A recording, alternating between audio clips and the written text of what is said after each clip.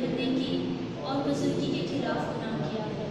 मैं अपने सब गुनाहों से नफरत करती हूँ, क्योंकि वो तुझको नाखुश करते हैं। ऐ मेरे खुदा, मुझसे प्यार लड़ाई कर, और मैं मजबूती से इरादा करती हूँ कि तेरे पाक फजल की मदद से फिर हरगिज़ तुझे नाराज़ ना करूँगी, बल्कि गुनाहों की राहों से किनारा करूँगी। आमीन। इब्तदाई दुआ के लिए मैं आंटी मरियम को दावत दूंगी कि वो सामने आए।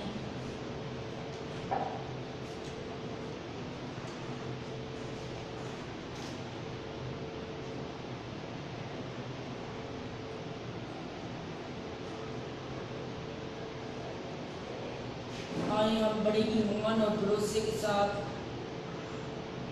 इस इबादत का आगाज करते हुए अपने आप को खुदावन के ताबे करते हैं और अपने आप को खुदावन के आगे सरेंडर करते हैं। और ख़ास तौर पर जो ऑनलाइन जो हमें देख रहे हैं उनके लिए प्यारे खुदावन बरकत की दुआ चाहेंगे। जो भी उनके मसले मसाइल हैं, खुदा आज की इस इबादत के ज़रिए उनके तमाम परेशानियां, मुसीबतें, दुख यीशु नाम से दूर हो जाएं। शुक्र है बाप आसमानी रब्बुल फाज, जिंदगी और जिंदगी की तमाम नेमतों के खालिक और मालिक यीशु राजा, तू जो है, जो था, जो आने वाला है यीशु जी। हम दिल और दिल की अथाह गहराइयों से तेरा शुक्र अदा करते हैं, शुक्र अदा करते हैं आज के दिन के लिए यीशु जी, जो तूने हमें छुआ, तूने हमें बेदार किया, तूने अपना डर और खौफ हमारी जिंदगियों में रखा और हम तेरे नाम की जयजयकार करने के लिए तैयार होते हैं। इस बात के लिए तेरा शुक्र अदा करते हैं, शुक्र अदा करते हैं कि तूने कहा यहाँ 2 या 4 मिल बैठकर मेरा नाम लेंगे, मैं उनके दरमियान मौजूद होऊंगा। सो प्यारे खुदावन, हमारा पूरा तवक्कल, ईमान, भरोसा कि तेरी मौजूदगी यहाँ जाहिर हो रही है यीशु जी। आज की हम तो सना के लिए तेरा शुक्र अदा करते हैं, शुक्र अदा करते हैं कि तूने अपने बच्चों को इस कदर इन नेमतों से मामूर किया है कि वो तेरे नाम की जयजयकार करते हैं, तेरे नाम को धन्यवाद कहते हैं, तेरे नाम को अबर तक पहुंचाते हैं, तेरे नाम के प्यारे खुदा दुनिया के कोने कोने तक फैलाने के लिए तैयार रहते हैं।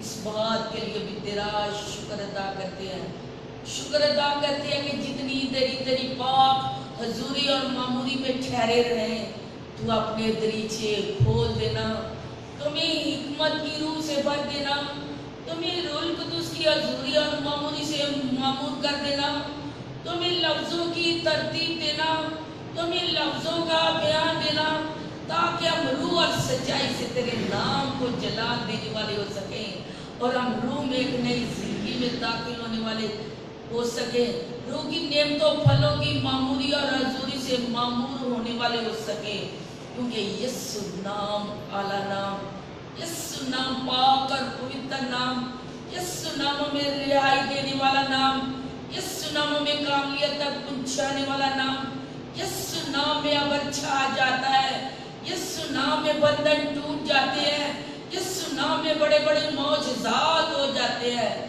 आज के दिन प्यारे खुदा, इस इबादत के जरिए ही तो ऐसे काम करना जो हमारे लिए भाई से गवाही बन सके।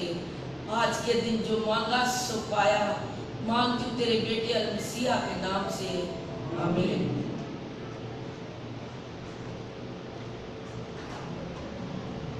अजीजों, हम खुदावन की परस्तिश का आगाज करते हैं, खुदावन की तारीफ और तमजीद करते हैं। दाऊद की तरह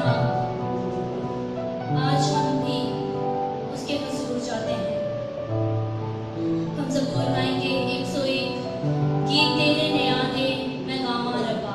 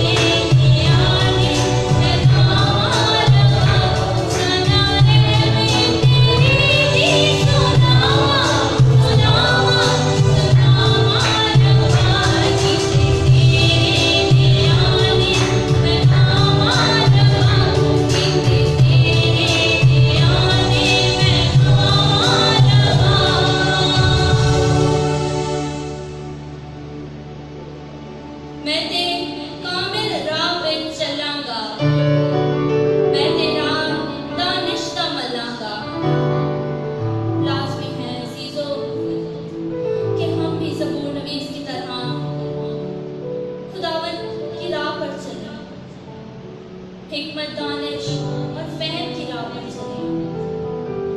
हम सब बदियों को छोड़ें और अपनी जिंदगियां उस खुदावंद को सौंप दें जिसने अपनी जान को दरेक ना किया बल्कि हमारी खातिर बख्श दिया। मुकद्दस पौलुस रसूल फरमाते हैं, बदी का मखलूक ना हो बल्कि बदी पर नेकी से गालिब आ। जो कोई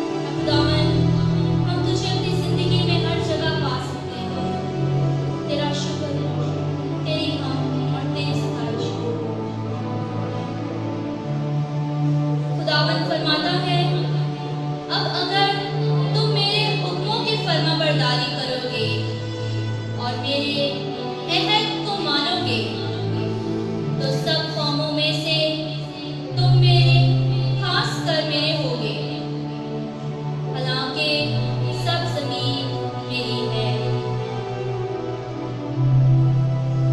हाय अजीजों, हम उन सब वक्तों को याद करें जब हम खुदावन से दस्तबरदार हुए और हमने उसकी तमाम तर बातों को ना माना। आए हम उन तमाम तर बातों को याद करें और अपनी जिंदगियों पर गौर करें, क्योंकि खुदावन हमें आज भी बुलाता है, वो हमसे प्यार करता है, वो किसी इंसान की हलाकत नहीं चाहता। आए हम उसकी सब हुक्मों को याद करें, उसकी उस मोहब्बत को याद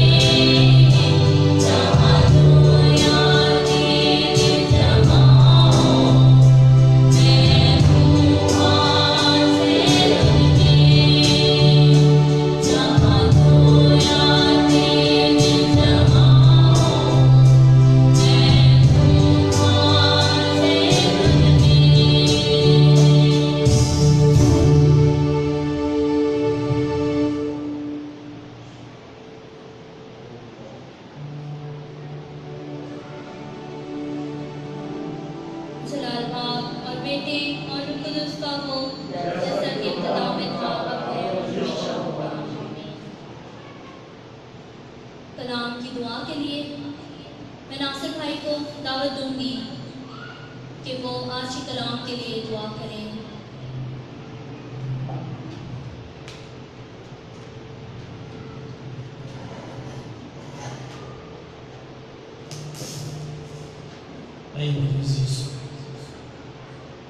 लेकिन इन खूबसूरत परस्तिश के बाद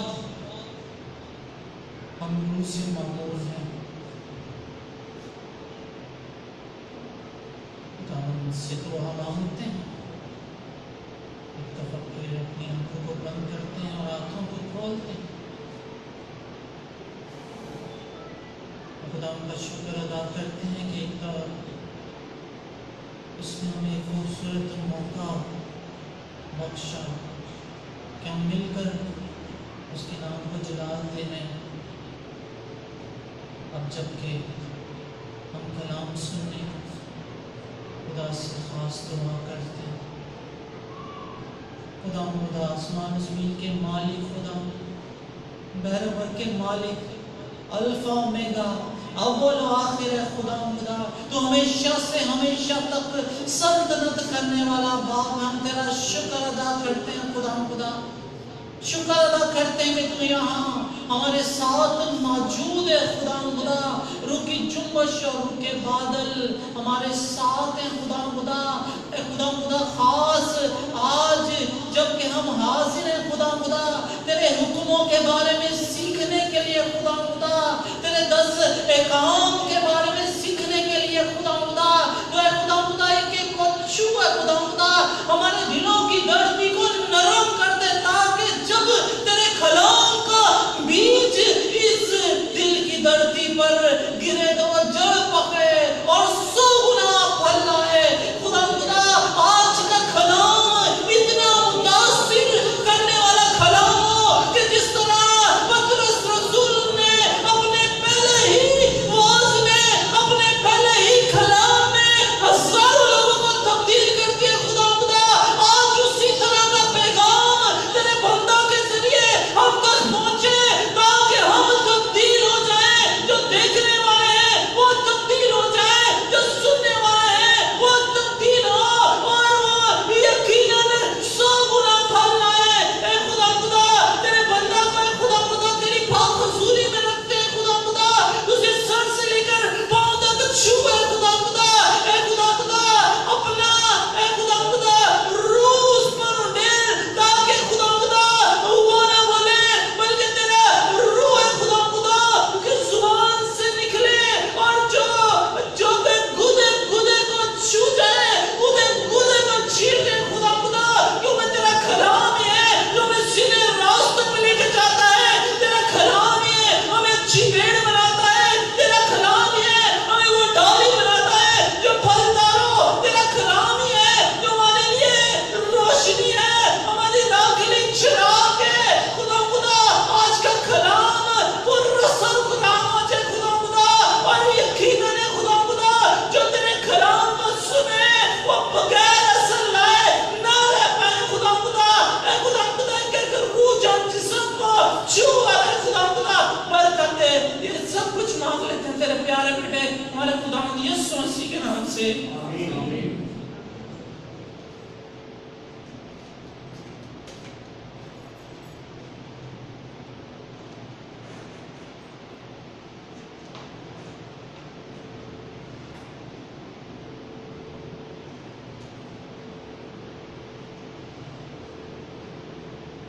आज की तिलावत हम खुदा के जिंदा कलाम से सुनेंगे। खरूज की किताब 31 बाब उसकी 18वीं आयत, 32 बाब उसकी 15 से 16 आयत।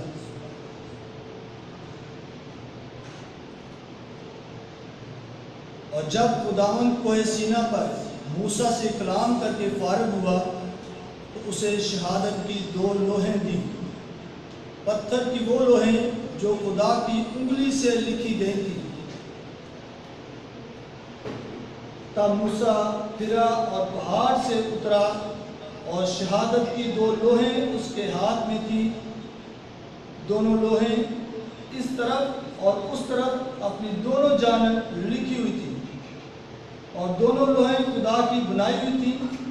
और उन पर की लिखाई जो थी वो खुदा की लिखाई उनके दोनों तरफ खुदी हुई थी। पाक कलाम के पढ़े और सुने जाने पर खुदावंद की बरकत हो।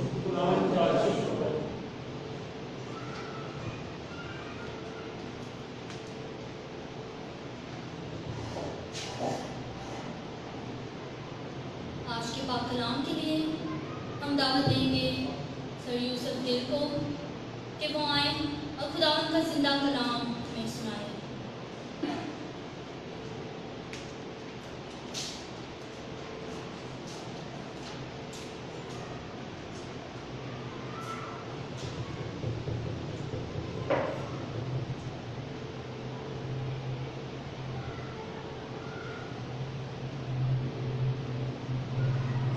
मेहरबानी करके सब खड़े हो जाएंगे।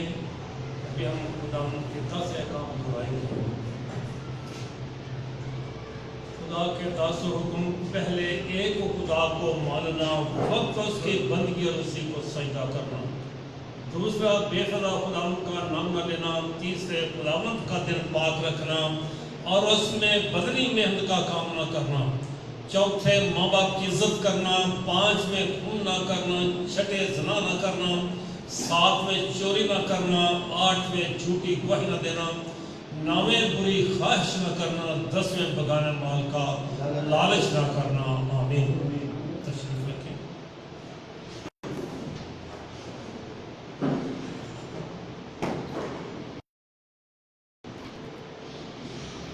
तो आज के सामने आपके सामने जो तिलावत पड़ी गई है उसमें दो लोहों का जिक्र है जिस पर ये खुदावंद के 10 अहकाम लिखे गए थे। कितनी तख्तियां दी थी खुदा ने लेकर? दो। एक तख्ती पर कितने हुक्म थे? कितने थे? 3। एक पे 3 और दूसरे पे 7। हाँ, ये एक तख्ती पर 3 हुक्म थे जो खुदा के बारे में है। किसके बारे में है? दूसरे 7 हुक्म है जो पड़ोसी के बारे में है। वो अपने माँ बाप की इज्जत करना, खून न करना, चोरी न करना, ज़िना न करना, झूठी गवाही न देना, बगानी और उसकी आरज़ू न करना। ये 7 हुक्म है। किसके बारे में बताते हैं? पड़ोसी के बारे में। लेकिन यीशु मसीह ने सिर्फ 2 ही हुक्म दिए। यीशु मसीह के कितने हुक्म दिए हैं? 2। पहला हुक्म है तो खुदावंद अपने खुदा को अपने सारे दिल से, सारी जान से, सारी ताकत से, सारी अकल से प्यार कर। दूसरा इसकी मंद है कि तू अपने पड़ोसी को अपनी मन प्यार करना। 2 हुक्म यीशु मसीह ने दिए हैं। तो ये हमारी जिंदगी में बहुत अहम है। सिखाने के बारे में भी अगर हम तस्नीया शरीफ की किताब पढ़े तो वहाँ 4 और 6 बार में लिखा है कि जब तू रास्ते में जाए तो उस वक्त भी अपने शागिर्दों बच्चों को सिखा। जब रात को सोए तो सोने से पहले भी अपने बच्चों को सिखा। जब सुबह उठे तो उस वक्त भी खुदा उनके काम जो है वो याद करा अपने बच्चों को। तो ये बहुत उनको बताया गया था बार बार। फिर लिखा है कि अपने घर की दहलीज पर, दरवाजों पर खुदा के काम ले। कितने जरूरी हुक्म है ये। चौकों पर लिखो खुदा के 10 हुक्म। बल्कि आपने लिखा हाथ की हथेली पर, यहाँ उनके एक रुमाल होता था नीचे बाजू के लटकता था, उस पर 10 काम लिखे हुए थे, लिखे होते थे हर एक के। उनकी जिंदगी में कलाम को, खुदा के 10 काम को इस कदर जोर दिया गया है ताकि अपने बच्चों को सिखा सके। उठते बैठते चलते फिरते सफर में जिस हाल में भी हो वो खुदावंद के 10 काम उनको सिखाएं बच्चों को।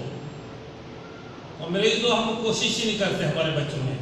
मैंने बड़ी दफा पूछा वालिदैन से कि आपको खुदा के 10 हुक्म याद है? वो कहते हैं हमें तो नहीं याद। फिर मैंने अपने बच्चों को क्या सिखाना है? ये माँ बाप का फर्ज है। माँ बाप को ताकीद की गई है, हज़रत मूसा ने किया है, बताया है।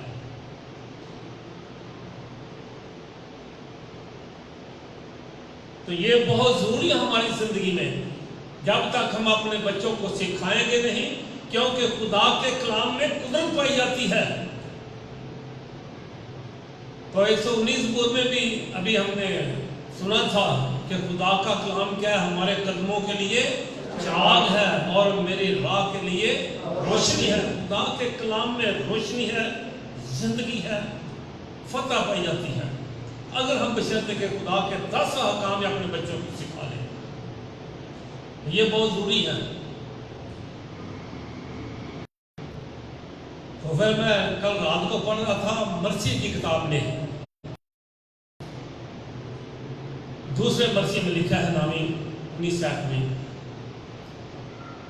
ये भेद है खुदा के हमारे घरों में ये बीमारियां, मुसीबतें, हमारे जो बच्चे हैं वो नशे की लत में हैं, हमारे बेटियों के बेटों के रिश्ते नहीं आ रहे, क्या वजह है?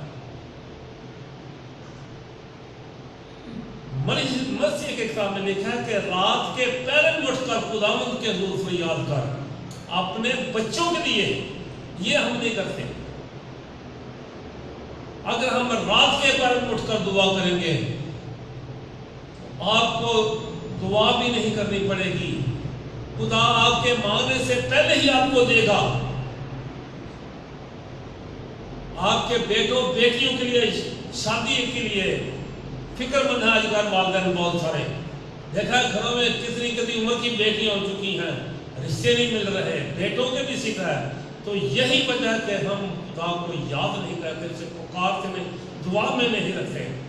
फिर पैसे की बाबत, और खुदा जो खजानों का मालिक है वो पूरा करने पर, मुहैया करने पर कादिर है, वो कुदरत रखता है, वो आपको पता नहीं चलेगा, आपकी जरूरतों को खुदा पूरा करेगा। हमारे इसी का छोटी बेटी ने उसके दिल रख दो, हमारे पास पैसा भी नहीं था, लेकिन हम 2 महीने दुआ करते रहे हैं, फिर पता नहीं कहाँ से आया है। तो हमारे जो कुटुंब थे वो कहते थे कि हमें सिर्फ एक पलंग दे दो और कोई चीज ना दें। हमारी बेटी कहने लगी कि मैंने तो भाई हर चीज लेनी है, आप कुछ भी करो, लेकिन हमने अपनी बेटी की ख्वाहिश को पूरा कर, जो कुछ जिस उंगली को, जिस चीज को उसने उंगली लगाई हमने वो पैदा करके दिया। बहुत सामान हमने, बर्तन, कपड़े वगैरह, रजाइयाँ वगैरह, ये सब पहले बिस्तर वगैरह बनाए हुए थे, लेकिन जब फर्नीचर रहता था वो भी मुहैया किया, फिर खाने का प्रोग्राम वो भी बढ़कर चढ़कर मुहैया किया खुदा ने। तो इसी तरह खुदा से तो अगर रात के पहले में उठकर, फिर तीसरे मर्सी में लिखा है खुदावंद अपने मुंतज़र के लिए, जो उसके मुंतज़र होते हैं, जो उसके तालब होते हैं, उनके लिए वो देर नहीं करता, ना वो अपने बच्चों को किसी को दुख में देखना चाहता, बीमारी में।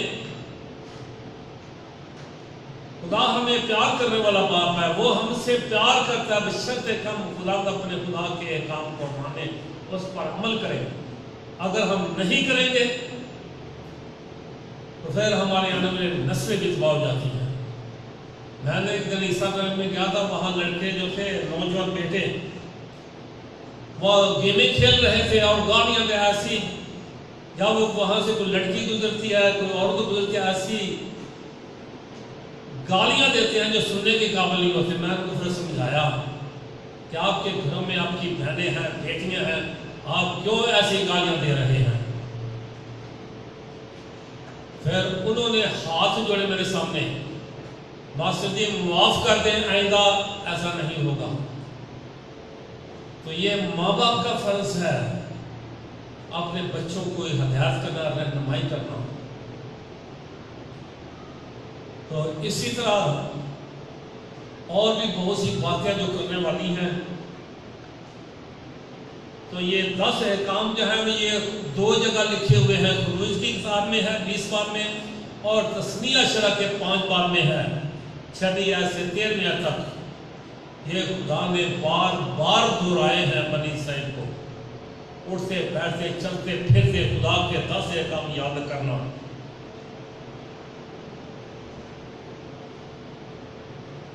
तो ये पत्थरों पर खुदा ने खोद के दी है।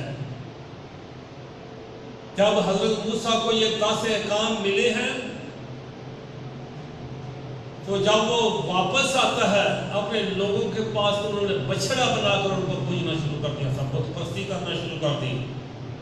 मूसा को गुस्सा आया, उसने वो तख्तियां जो खुदा के हाथ से लिखी हुई थी वो लेकर आया है, और उसने गुस्से में आकर वो पहाड़ पर फेंक दी, वो टूट गई।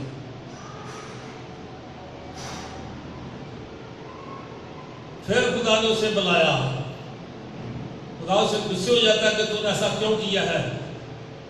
तो फिर खुदा ने उसे हजरत मूसा बनाया कि तू मेरे साथ कोहे सीना पर चढ़, पहले मैंने तुझे वो तख्तियां दी थी, अब तू पत्थर को तराश, 2 तख्तियां बनाकर मेरे पास ला पहाड़ पर। फिर कोहे सीना पर मूसा जो है वो 40 दिन और रात पहाड़ पर रहा, ना उसने कुछ खाया ना कुछ किया, वो खुदावंद की हजूरी में रहता है। फिर खुदावंद ने और 2 तख्तियों पर वो 10 काम लिख कर दिए, वो खुदी हुई थी दोनों तरफ, जिस पर ये 10 काम लिख। लेकिन खुदा ने उसे कहा कि तू एक संदूक बना, उसमें ये अहद का कलाम जो है, वह अहद की जो तख्तियां हैं वो रख उसमें, ताकि जहां कहीं तुम जाओ उसे उठाकर ले जाना है एक जगह से दूसरी जगह। तो ऐसा ही हुआ।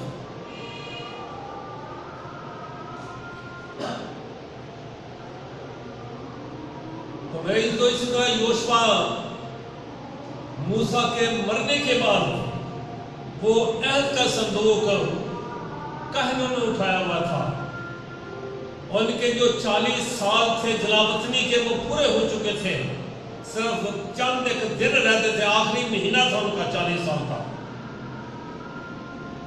तो वो यरीहो की सरजमीन में जाते हैं, कहनों ने वो अहद का संदूक उठाया हुआ था, वो आगे आगे चलते थे बनी इसराइल के। यूं ही कहनों के पांव जाकर पानी में, उनके पांव के तलवे पानी में टिकते हैं, तो जो आने वाला पानी था वो बंद हो गया, बल्कि वहां लिखा है कि मिट्टी का एक ढेर बन गया। तो अमूमन ये पूछना चाहूंगा कि पानी किस तरफ को बहता है, और किस तरफ को जाता है? ऊपर से नीचे की तरफ जाता है और नशीबी जम्मू की तरफ जाता है। तो खुदा ने वहां क्या किया, जो आने वाला पानी था वो पीछे को जाना शुरू हो गया। जैसे हमारे यहाँ पानी जो है वो आता है सारी जमीन से घूम घुमा कर समुद्र में जाकर गिरता है, इसी तरह वो भी था। पहाड़ों से जो पानी आता है नदियों में आगे नहरें बन जाते हैं, दरिया बन जाते हैं, वो चलते चलते धीरे धीरे जाकर समुद्र में जा मिलते हैं। तो सबसे मौजूदा जो है खुदा के 10 काम का, वो ऐद के संदूक की तख्तियां उस संदूक में रखी जो हज़रत मूसा ने बनाया था। जब जो ही कहनों के जो पांव हैं वो पानी में घुसते हैं तो पानी जम जाता है, मिट्टी का ढेर बन जाता है। लाखों के हिसाब से उनके बनी इसराइल के लोग हैं, तकरीबन 6 लाख तो उनके जंगजू मर्द थे, फिर औरतें हैं, बच्चे हैं, बुजुर्ग हैं, बूढ़े हैं, वो सब वहां से गुजरते हैं। जब वो यरीहो में जाते हैं तो 6 दिन उन्होंने रोज एक चक्कर यरीहो के गिर्द लगाते थे। तो जब 7वां दिन हुआ तो उन्होंने ऐद का संदूक भी उनके साथ साथ लेकर जाते थे काहिल। जब 7वां दिन बाद उन्होंने 7 चक्कर लगाए यरीहो शहर के चौगिर्द। तो खुदा ने लोगों से कहा, योशुआ से, लोग को ललकारे, जो उन्होंने नारे लगाने शुरू किए। जो दीवार एक बहुत बड़ी थी, 70 हाथ ऊंची थी। कितनी ऊंची थी? 17, तकरीबन एक हाथ जो है कितने 1.5 फुट का होता है, तो 70 तकरीबन 100 से भी ज्यादा फुट ऊंची है और 30 हाथ चौड़ी, इतनी मोटी दीवार है। 7 रथ यकदम उस पर भाग सकते थे। तो जब बनी इसराइल ने नारा लगाया है तो खुदा के कलाम की कुदरत से वो दीवार गिर पड़ी और उन्हें हुक्म दिया था खुदा ने किसी को ना छोड़ना, ना मर्द को ना औरत को, उन्होंने सब लोगों को जो आज उनको मार डाला, कत्ल कर दिया। तो ये सब मुमकिन हुआ है खुदा के कलाम की कुदरत से, क्योंकि खुदा का कलाम अपने अंदर कुव्वत रखता है। ज़बूर 119 उसकी 20वीं आयत में लिखा है, खुदा जब कलाम नाज़िल फरमाता है तो बीमार क्या करते हैं? शफा पाते हैं। ये तरीकाकार है खुदा का कलाम की वसीले से, क्योंकि खुदा के कलाम के अंदर कुव्वत है। क्योंकि उस अहद के कलाम में जो संदूक है, अहद का संदूक, उसमें ये 10 हुक्म लिखे हुए 2 तख्तियां थी। तो उसकी कुदरत से ये सब कुछ मुमकिन हुआ है। उन्होंने उसको फतह किया। तो इसी तरह हज़रत मूसा ने उसके वक्त में 12 कबीलों का एक एक आसा लेकर बनी इस्राएल में से, बनी लावी के कबीले में से हारून का जो आसा था वो भी ऐद के संदूक में रखे गए। 12 आसा थे। हज़रत मूसा रात को उसको रखता है, सुबह उसमें से निकालता 12 आसों के। तो ये भी बड़ा मौजूद हुआ। वहां हारून का जो आसा था वो फूट पड़ा, उसमें बादाम की जो शाखें थी वो फूट निकली, उसके फूल निकले, बादाम लगे हुए थे उसमें। तो ये भी खुदा के कलाम की कुदरत है।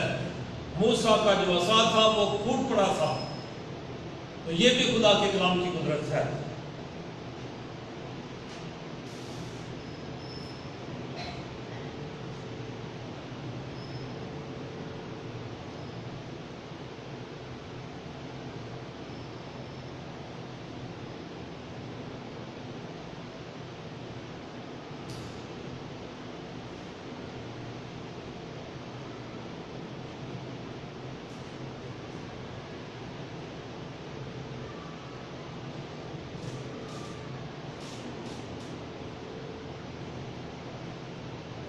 खुदा के कलाम में लिखा है कि तू खुदावंद अपने खुदा के काम की ताबेदारी करो, वफादारी करो।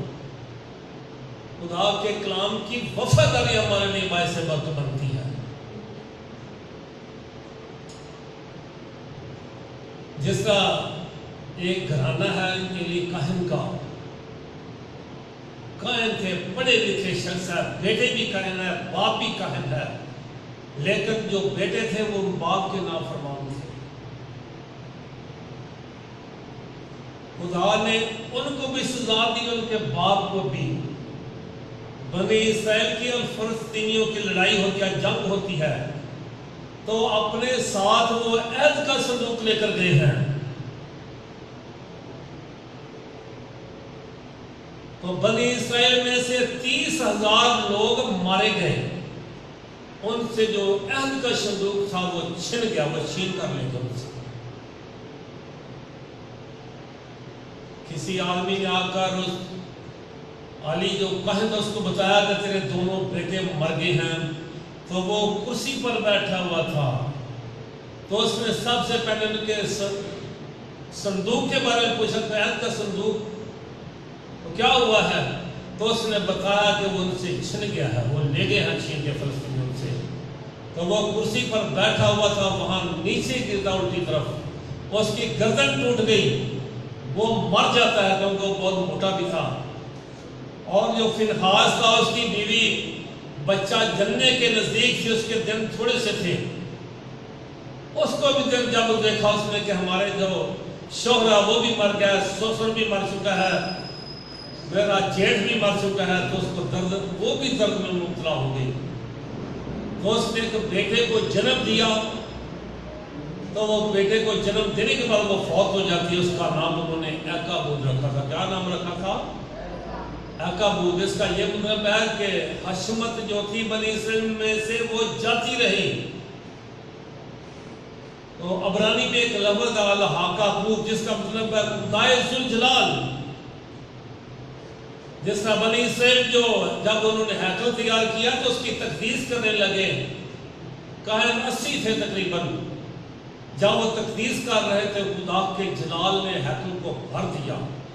जो कहन थे वो खुदा के जलाल को बर्दाश्त नहीं कर सके, वो फौरन बाहर निकल जाते हैं।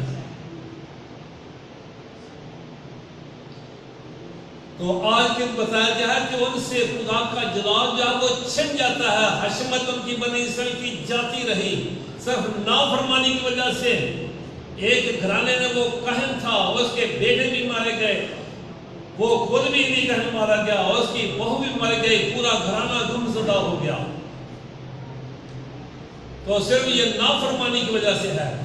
जो लोग खुदा की नाफरमानी करते हैं, खुदा उनको नेस को नाबूद कर देता है, उनका नामो निशान मिट जाता है। इसलिए हमें भी चौथे हुक्म में बताया गया है। चौथा हुक्म क्या है?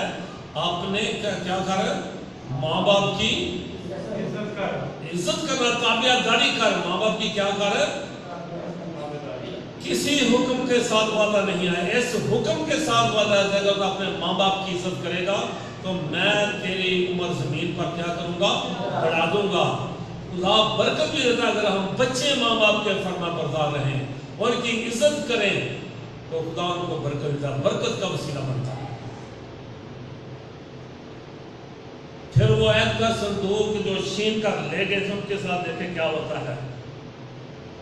वो सबसे पहले दाजून में लेकर जाते हैं। दाजून एक बहुत बड़ा शहर था, जैसे ये कराची है। वहां दाजून के मंदिर में उन्होंने जाकर ऐद का संदूक रख दिया। जो वहां का देवता था, जब खुदा का अहद वहां रखते हैं, खुदा के 10 हुक्म वहां लेकर जाते हैं, बनी इसराइल से छिन जाता है संदूक।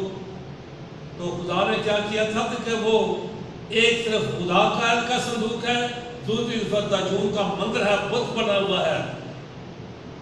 तो वो खुदा और शैतान का मुकाबला नहीं हो सकता, वो ठहर नहीं सकता। वो जो दाजून का बाल पर जो बुत था, वो मुंह के बल गिरता है। जब फलस्तीनियों ने देखा कि हमारा बाल तो नीचे गिर रहा है, उन्होंने सुबह कर उसको फिर उठाकर खड़ा कर दिया। दूसरे दिन फिर इसी तरह हुआ। दूसरे दिन खुदा ने उसका सिर भी तोड़ के रखा, उसके बाजू तोड़ दिए, टांगे तोड़ दी, सिर्फ ये धड़ रहने दिया। तो उनके घरों में, उनके खेतों में चूहे पैदा हो गए। जैसे आजकल कोरोना की मशहूरी है ना, टीटी दल आया हुआ है, ये आफते हैं। उनके फसलों में चूहे, बवासीर, उनकी औरतों को, मर्दों को, बच्चों को, बवासीर में सबको खुदा ने दिया। वो चिल्लाने लगे फलस्तीनी। तो उन्होंने जो ऐद का संदूक था वो एक और शहर में भेजा, जत में भेजा है। वहां भी यही कुछ हुआ। वो लोग पहले ही चिल्लाने लगे, उन पर मरी और वबा घबराहट उन पर पड़ गई। उनके खेतों में, घरों में हर तरफ बीमारियां फैल गई, बवासीर आम हो गई। उनके बच्चों, बूढ़ों, सबको किसी ने खुदा नहीं छोड़ा।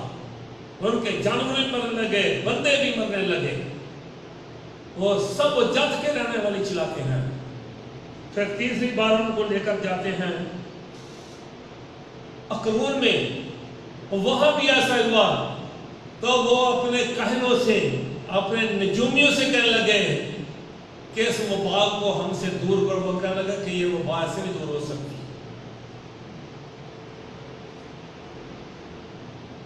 वहां भी बवासीर पड़ी, उन पर घबराहट पड़ गई, क्योंकि खुदावंद का हाथ उनके शहरों पर भारी हुआ। हर तरफ वबा ही वबा है। जैसे कोरोना से डरते हैं ना, वैसे वो इस बवासीर से डरने लगे। हर घर में, हर मोहल्ले में वबेला मचा हुआ। और आखिरकार उन्होंने इकट्ठे किया अपने नजूमी और काहिन। उनसे कहा कि आप क्या करें? वो कहने लगे कि अब ऐसा करो कि फलस्तीन से जो ऐद का संदूक है वो वापस इसराइल में 7 महीने रहता है। कितने महीने रहा है इस फलस्तीन में? 7 महीने। हर घर में वबाई 7 महीनों में पड़ी रही है। 7वें महीने के बाद उन्होंने कहा कि सोने के चूहे बनाओ, बवासीर के मस्से की तस्वीरें बनाओ, और 2 घाइयाँ लो और एक गाड़ी लकड़ी की बनाकर उनको जूतो आगे, उनके बछड़ों को घरों में रखो। उस पर अहद का संदूक रखो, उसके साथ नजराने रखो सोने के।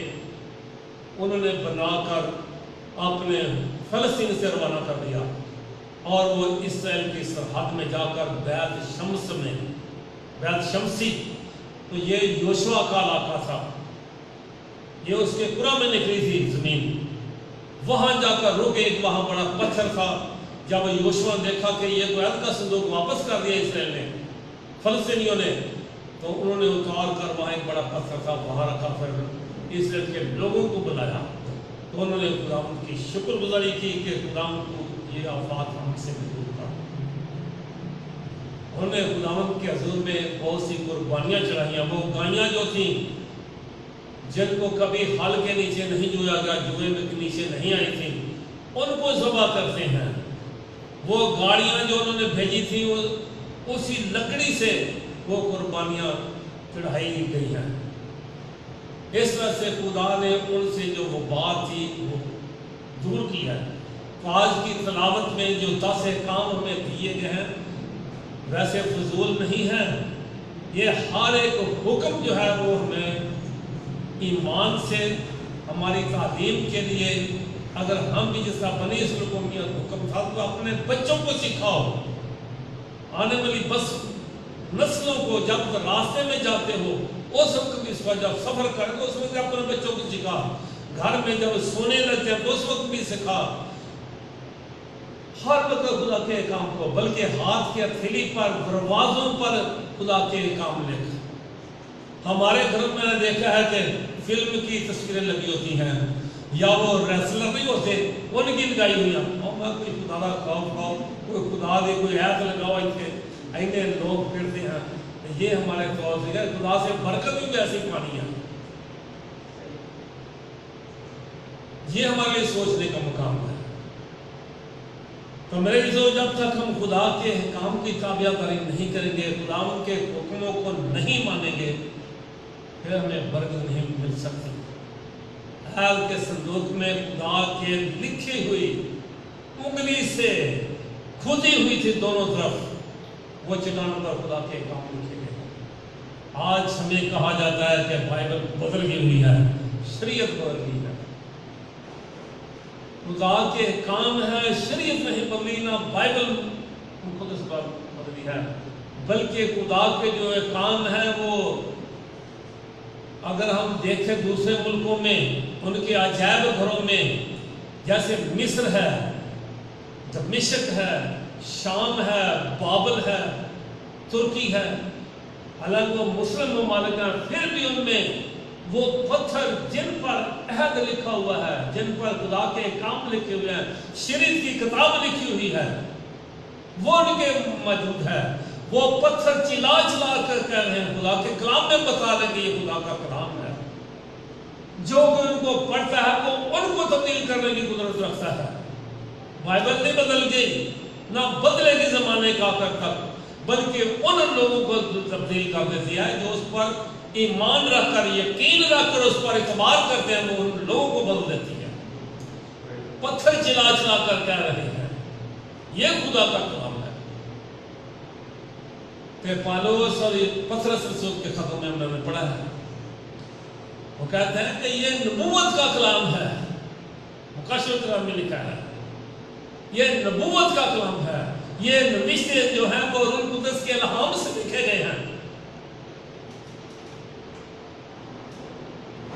कि नथु फतूल नहीं, बल्कि खुदा के कलाम से, खुदा के इल्हाम से, नबूवत की वजह से ये नविश्ते लिखे गए जो तौला तब्दील हैं, वो बदल नहीं सकते। रूह कुद्दस की कुदरत से लिखाए गए हैं। उसने रसूलों को, अंबिया को, उनके ज़हनों को रोशन किया है, उनको अकल बख्शी है। खुदा ने डिक्लेरेशन नहीं लिखाई, खुदा ने लोगों को जो मुल्हम है उनके ज़हनों को रोशन किया रूह कुद्दस की कुदरत से। उन्होंने जो कुछ रूह कुद्दस ने कहा वो लिखा है। इसलिए खुदा जो है, खुदा का जो कलाम है वो ला तब्दील है, वो कभी तब्दील नहीं हो सकता, बल्कि उसमें लोगों को तब्दील करने की कुदरत है। आज भी हम एक दफा ना मरियमा से आ रहे थे मेले से, तो रास्ते में एक पीर था, उसके साथ 5-6 मौलवी थे।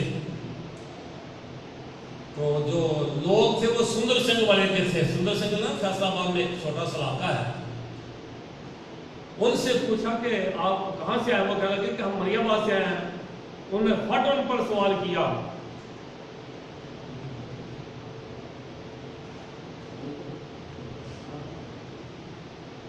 वो कहने लगे कि मोड़ वो जंगली आंदा मोड़ वाली बाइबल बदल गई हुई है। तो वो जितना उनको आता था उन्होंने बताया, लेकिन मुझे खुदावंद की आवाज आती है, मेरा नाम लेकर कह रहा था खुदावंद कि उनको जाकर बता, जवाब दे उनको। मैं नहीं कि अपनी जगह से नहीं हिला, मैंने सीखों को पकड़ा हुआ था मजबूती से। 2 मिनट भी नहीं गुजरे, फिर खुदावंद कहता है कि उनके पास जा, जवाब दे। मैं फिर नहीं गया। तीसरी दफा ऐसे हुआ कि मुझे धक्का देकर उनके सामने खड़ा कर दिया। फिर कहता है खुदावंद कहता है कि आप इनको जवाब दे। मैंने उनके सामने ये 10 हुक्म पढ़े।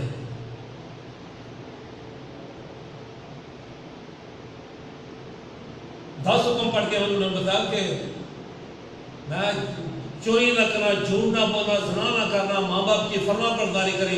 मैं कुरान ने इसमें क्या इजाफा कर दिया है? हमने कुछ नहीं इजाफा किया। मैं फिर आपने कैसे कहते कि बाइबल बदल गई है? पहले मैं खड़ा था, फिर उन्होंने मुझे जगह दी बैठने के लिए, सीट दी, यहाँ बैठे। फिर एक और सवाल मुझ पर किया कि आप हज़रत ईसा अलैहिस्सलाम को खुदा का बेटा कैसे कहते हैं? मैंने उसे कहा कि हमारे बेटे बेटियां किस तरह पैदा होते हैं। वो जवाब न दे सका, गूंगा बना हुआ था। मैंने कहा कि हमारे बेटियां बेटे माँ बाप की ख्वाहिश से, उनके इरादे से, उनके खून से पैदा होते हैं। मैं हज़रत ईसा अलैहिस्सलाम ऐसा बेटा नहीं है, वो खुदा का बेटा है। उसके बारे में यूहन्ना की अंजील में लिखा है पहले बार में 13-14 में, ना वो खून से, ना जिस्म की ख्वाहिश से, ना आदमी के इरादे से, बल्कि खुदा से पैदा हुआ है।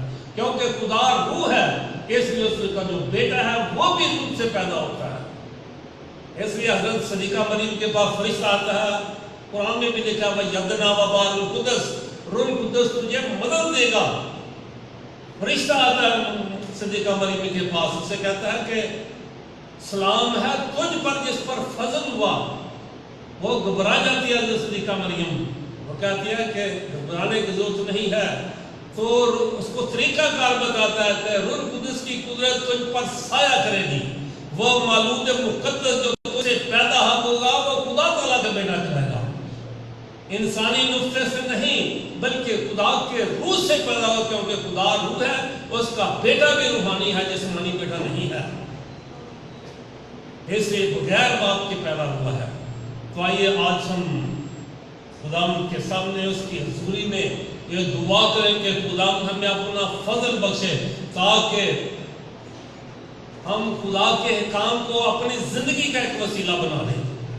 अगर खुदा से बरकत पानी है, खुदा के हुक्मों पर अमल करें, अपनी जिंदगी में उनको अपना लें। मसीह हमारे खुदा उनके वसीले से आमीन। दुआ के अपने सिर को झुकाएंगे। ऐ आसमानी बाप तेरा शुक्र हो, हमारे दिल तेरी शुक्रगुजारी से भरे हुए शाद मन दिल अता कर। आज का कलाम हमारे लिए बाइस से बरकत बन जाए। तूने फरमाया कि तुम गुलाम अपने खुदा को अपने सारे दिल से, सारी जान से, सारी अक्ल से प्यार कर, अपने हमसाए को अपने मान प्यार कर। ऐ बाप मैं मिन्नत करता हूँ कि हमें अपने काम पर चलने के लिए फजल बख्श दे, ताकि हम दिलो जान से इन पर अमल करने वाले बने। क्योंकि कलाम पर वफादारी करने से, इस पर अमल करने से हमें खुदा की तरफ से बरकत मिलती है। आज इन घरानों को खुदा अपने लोगों को बड़ी बरकत दे। खास है कोरोना के लिए भी दुआ कर। तुम आज जब के तेरे लोग पूरी दुनिया में मर रहे हैं इस कोरोना की वजह से, तू अपना जलाली और कुदरत वाला हाथ बढ़ा कर इसके सारे गंदे जरासीमों को छू। हम तेरी तरफ मुतवज्जो होते हैं। तेरे स्वास्थ्य बीमारी को और कोई खत्म नहीं कर सकता। आज भी गुलाम तुझ में वो कुदरत पाई जाती है। अपना कभी और जलाली हाथ बढ़ाकर छुआ अपने लोगों को जिन पर मौत की घबराहट फैली हुई है, कहीं हम मर ना जाए। तेरे गरीब लोग जो इलाज भी नहीं करवा सकते, तू अपने बेटों बेटियों पर रहम कर, तरस खा, इसके सारे गंदे जरासीमों को रुल्क उसकी आग से भस्म कर दे ताकि लोग इस बीमारी से बच जाए। आज इस सादर जमात के लिए दुआ करो, एक एक को खुदा तू बड़ी बरकत दे ताकि तेरी पहचान में बड़े और तरक्की करे, रुल्क इसकी भरपूरी अता कर, तेरे पाक रूह का मस्सा, तेरी कुदरत, तेरा जोर ठहर जाए। सारे के लिए खास कर दुआ कर, जो बीमार है खुदावंद अपना कभी और कुदरत वाला हाथ बढ़ा, इसको छू, इसकी सारी दर्दों को यीशु के नाम से झड़क देता हूँ। यीशु के द्वारा का इधर बेड़ा शिफा पा जाए और तेरा काम करने वाला बने मसीह खुदावंद के वसीले से है, आमीन।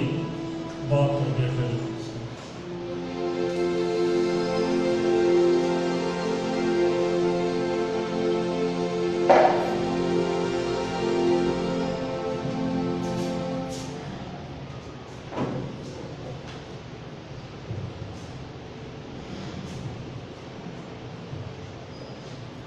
बहुत ही खूबसूरत कलाम हम सब ने सुना। खुदावंद इस कलाम के वसीले से हम सबको बहुत बरकत दे। बेशक खुदावंद के 10 अहकाम हमारे लिए इतने ही ज़रूरी हैं कि हम उन्हें हमेशा याद रखें। आए अपनी इबादत में आगे बढ़ते हुए अपनी मुनाजात खुदा बाप के हुज़ूर रखेंगे। मैं भाई तारिक साले को दावत दूंगी कि वो तमाम तर मुनाजात हमारे सामने पेश करें।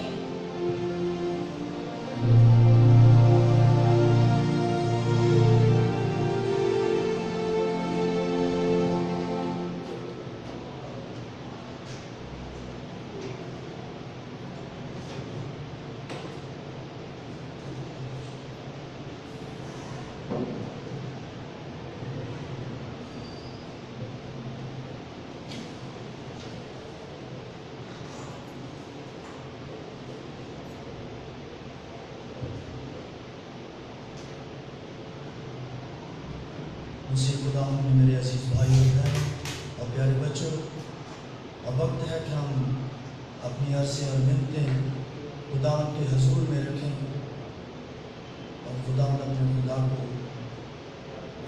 अपने दिल की गहराई से पुकारें ताकि वो हमारी अर्ज़ों और मिन्नतों को पूरा करें। आज हम खास दुआ करेंगे उन सब लोगों के लिए जो इस मुश्किल घड़ी और वक्त में खुदावंद के कलाम को फैलाने में कोशिश है कि खुदावंद उन सबको बड़ी बरकत दे, उन पे अपना फजल करे ताकि वो खुदावंद के कलाम के लिए बड़े जोश के साथ इसी तरह काम करते रहें। इस मकसद के लिए सब मिलकर दुआ करें। दुआ करते हैं तमाम पास्टर्स के लिए, फादर साहबान के लिए, सिस्टर साहब के लिए, मुबशरान अंजील के लिए कि खुदावंद उन सब के साथ हो और उनको भी अपने काम में बड़े जोश के साथ इस्तेमाल करता रहे। इस मकसद के लिए सब मिलकर दुआ करें। आज दुआ करते हैं हम के हुजूर में कोरोना जैसी वबा के लिए कि खुदावंद उन सब पे अपना फजल करे जो इस वबा में मुब्तला है, और उन सब को भी याद करते हैं जो इस वबा के मुब्तला लोगों के लिए दिन रात कोशिश कर रहे हैं, उनकी खिदमत कर रहे हैं कि खुदावंद उनको तंदुरुस्ती और तवानाई बख्शे ताकि वो लोगों की खिदमत करने में कोई कसर ना छोड़े। इस मकसद के लिए सब मिलकर दुआ करें। अभी हम उन लोगों के नाम पुकारेंगे जिन्होंने हमें रिक्वेस्ट की है बीमारों के लिए। अलियान जून सर में दर्द,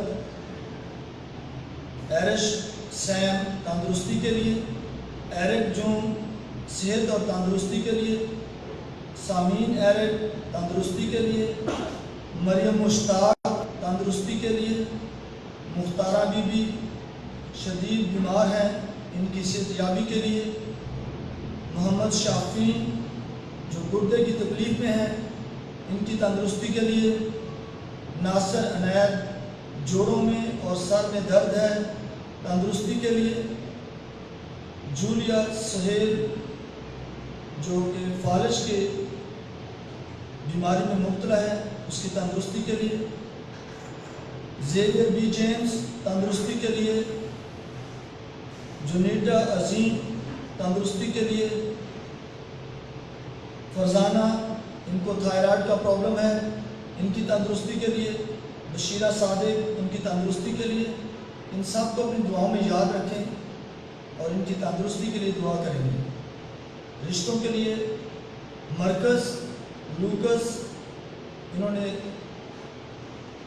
स्पेशल कहा है कि इनके लिए स्पेशल दुआ की जाए। और मरहूम इनको याद करेंगे, खासकर रीटा परवेज़, शहरयार, मरियम यूसुफ और तमाम मरहूमिन को जो खुदावन में सो गए हैं, कि खुदावन उन सब को बाप इब्राहिम की गोद जगह अता करें। इस मकसद के लिए सब मिलकर दुआ करें।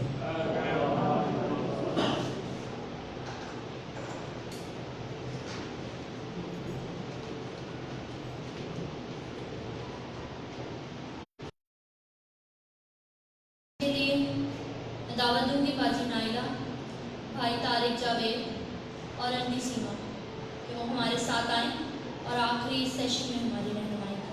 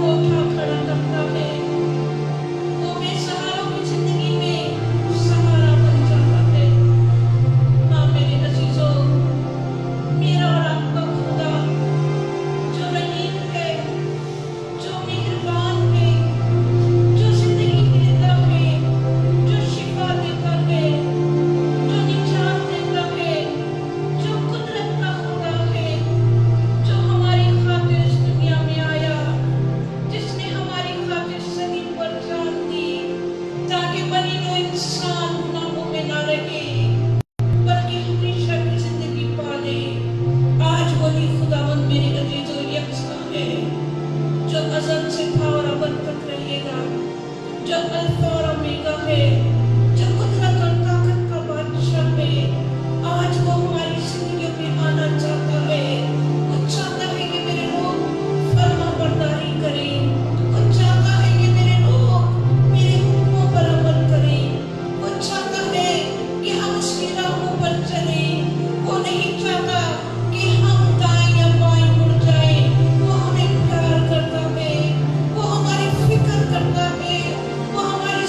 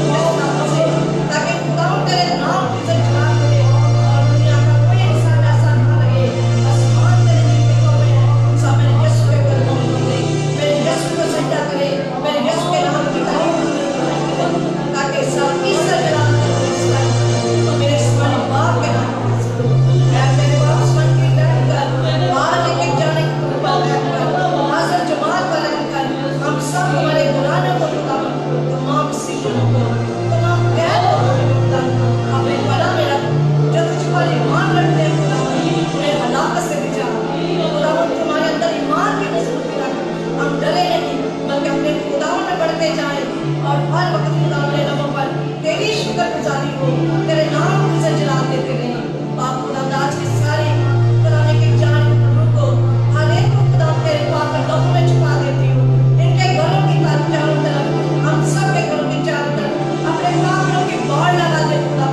कोई शैतानी कुव्वत में होगा हमारे घरानों के, हमारी कौम के, हम सब के नजदीक आने वाली जो तुझ पर ईमान रखते उनके नजदीक भी ना आए, बल्कि खुदा उनके पाक रिश्तों के प्यारे लगे रहे। और खुदा ना रूहानी जिस्मानी शिफा पाई यीशु नाम से, जिनके नाम लिए गए खुदा वो भी तेरी कुदरत ताकत से तेरे लहू में जुड़कर शिफा पाए, क्योंकि तेरा लहू जिसने सलीब पर हमारे गुनाह को धो दिया, तेरे लहू जिसने हमें गुनाह से निजात दी, तेरे लहू ने जिसने हमें खरीद लिया, हम तेरे लहू के खरीदे लोग हैं यीशु जी। तूने बहुत भारी कीमत अदा की है। तू कभी हमारी हलाकत नहीं चाहता, हमें बचाना चाहता है। हमारा ईमान है हमारे साथ रहता है, हमें गिरने से बचाता है। खुदा तुम्हें ये तौफीक दे, दुख को सुख को हमारे लोगों पर तेरी शुक्रगुजारी रहे और तेरे नाम में सजदा देने वाले यीशु नाम से खुदा बाप से मैं तेरा शुक्र पाऊं, इसका शुक्र।